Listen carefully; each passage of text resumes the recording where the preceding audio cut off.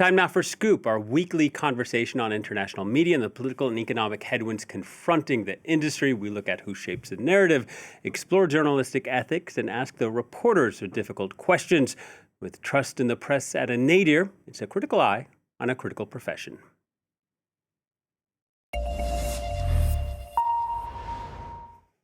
Mid-February, the BBC aired a documentary following the lives of 4 young people in Gaza. It was called Gaza, How to Survive a War Zone. Here's a clip. Right here used to be my grandfather's house. About 40 people were here, including me and my family, for a few months. Warplanes dropped massive bombs here. We'd already been displaced 4 times when this happened. Well, the documentary was made by Hoyo Films. The award-winning London-based production company has worked with the BBC before on a Ukraine documentary that was critically acclaimed. For this project, the producers in London remotely directed 2 cameramen over the ground in Gaza for a total of 9 months. That's because Israel does not allow foreign press into the Strip to report on the war. This project was significant for its access, but also because it gave Palestinians a voice who are so often voiceless in most of the mainstream media. However, after the documentary aired a first time, the BBC learned that one of these voices, the film's 13-year-old narrator, Abdullah, was the son of Ayman al-Yazori, a deputy agriculture minister in the territory's Hamas-run government. The BBC apologized, added clarification before the film, saying the production team had full editorial control of filming with Abdullah. Nonetheless, the fallout continued. A group of 45 prominent Jewish journalists and members of the media, including present and former BBC staff, signed a letter demanding the documentary be removed. Here's how the right-wing Talk TV reacted to the documentary. When it comes to journalistic blunders, I am absolutely struggling to see how much worse it could be than this. I mean, this is frankly, a howler. Oh, they said we apologise. Well, that's not good enough. Pull it down. It is disgracefully biased. It is a piece of propaganda. The Israeli ambassador to the United Kingdom even chimed in, wrote to the BBC demanding clarification and questioning the corporation's commitment to impartiality. The scandal even dragging in Britain's culture secretary, here talking to LBC. So you haven't raised it yet with the Director General, the Chairman, this documentary? Not this specific documentary. I watched it last night. It's something that I will be discussing with them, particularly around the way in which they sourced the people who were featured in the programme. These things are difficult. They've been attacked for being too pro-Gaza. They've been attacked for being anti-Gaza. But it is absolutely essential that we get this. Well, the BBC said all of its usual compliance procedures in the making of the documentary had been followed. It removed the video from its online platform, iPlayer, saying it would be down while it carried out further due diligence. That added backlash, this time from the other side. In an open letter, 500 media figures urged the BBC to reinstate that Gaza documentary. Prominent human rights campaigner went on GB News to defend the film. First of all, let me say that I have opposed Hamas ever since its formation. It is the enemy of democracy and human rights.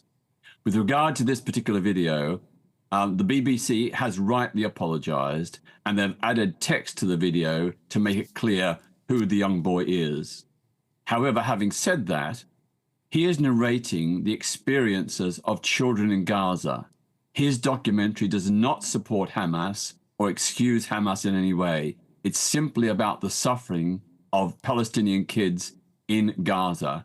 And that, I think, is the legitimate thing to say.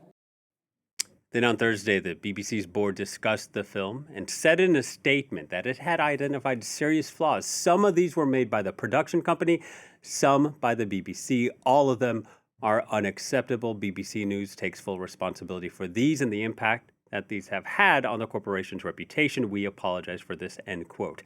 Let's speak now to our guest, journalist and author Rachel Shabi. Hello to you, Rachel. This really an amazing scandal because now the BBC has damaged its credibility with people on either side of this conflict. Hi there, thanks for having me on. And yeah, I think you're absolutely right. this has very damaging consequences. It's certainly true that either side, whether pro-Palestinian or pro-Israeli, it has significantly eroded trust among both.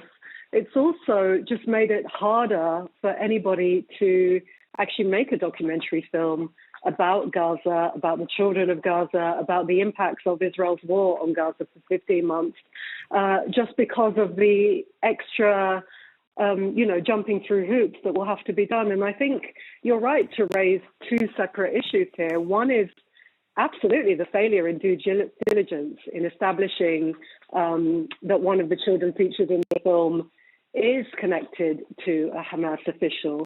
But the second question, which is, and does that affect the content of the film? Because actually those are two separate things that need to be explored separately. Yeah, well, let's go back to the beginning of this, even before the documentary was aired. The BBC said it had written to the production company a number of times to find out more details about Abdullah. And some people saying that it almost seems like the BBC is throwing this production company, Hoyo, under the bus and maybe shirking some of the responsibility. BBC did say some of the mistakes were its fault. But also, when we look at the way a massive documentary is made like this, there are dozens of people involved. It's not breaking news. It's months of planning. So who should bear the ultimate responsibility here? Well, I think absolutely the BBC is ultimately responsible for this lack of transparency. The BBC has full editorial control and final editorial control over that documentary, and had full editorial control over its narration, over the content, over the editorial content throughout that documentary, which it also needs to say. But it's also, you have to wonder why, they might say the documentary production company failed to disclose. That may well be true. At the same time, there should have just been another layer of routine in-house BBC checks.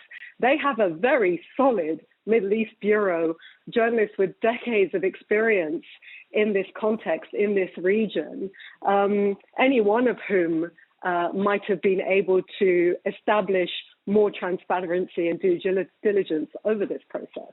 Yeah, you mentioned BBC had full editorial control. That's what the BBC said in its own words. But some of these critics of this documentary have said, how much editorial control can you have if you're working remotely from London on something that's happening in Gaza?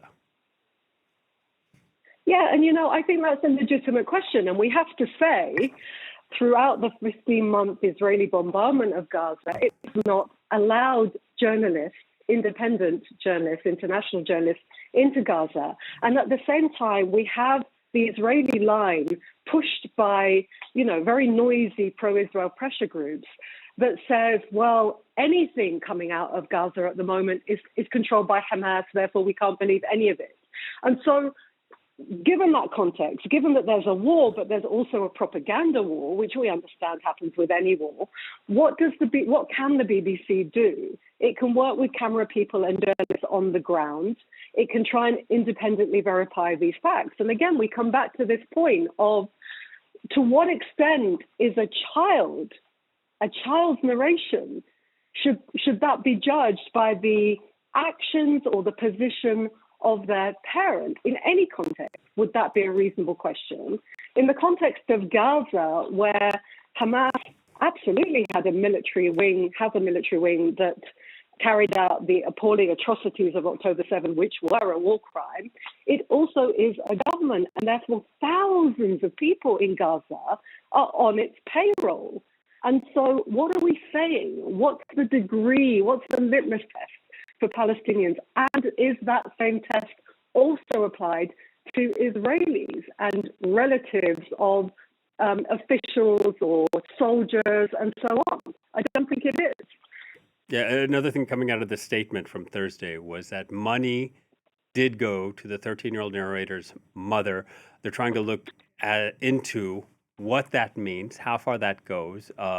And I guess some of the Conservative Party also concerned about the licensing fees of BBC, whether taxpayer money was used to, quote unquote, fund Hamas.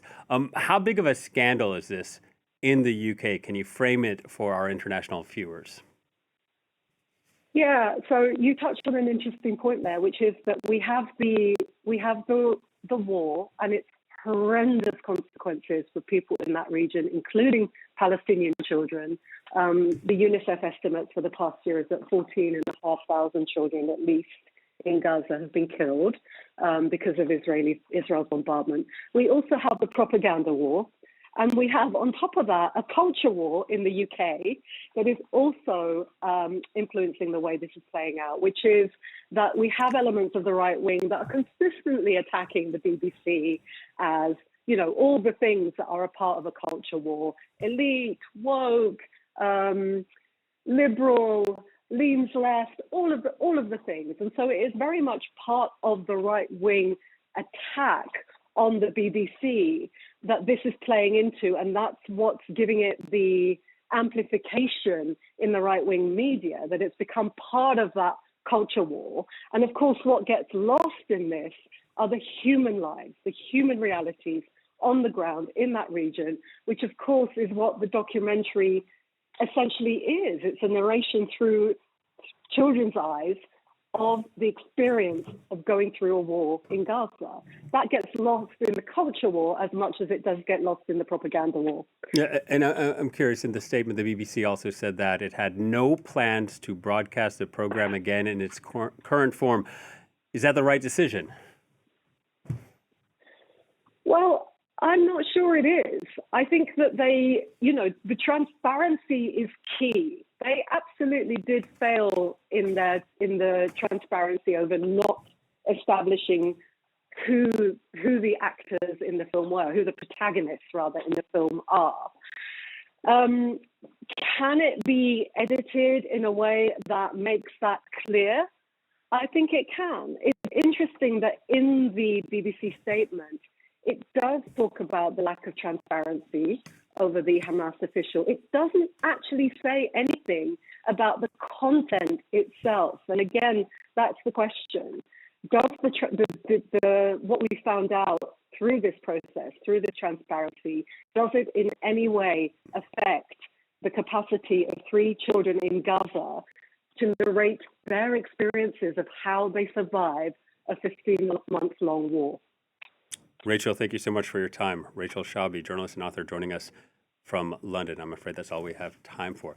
And that brings us to our quote of the week. It comes from Jack Seal, who reviewed the documentary for The Guardian before the scandal emerged. I chose this to inform our viewers, since they might not be able to watch this film anymore.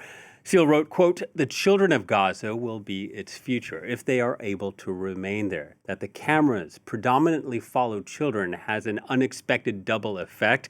It makes the film's many deeply distressing moments all the more unbearable. Yet it tinges them with some sort of hope." End quote. That's it for this edition of Scoop. Thank you for watching, and please stay tuned to France 24.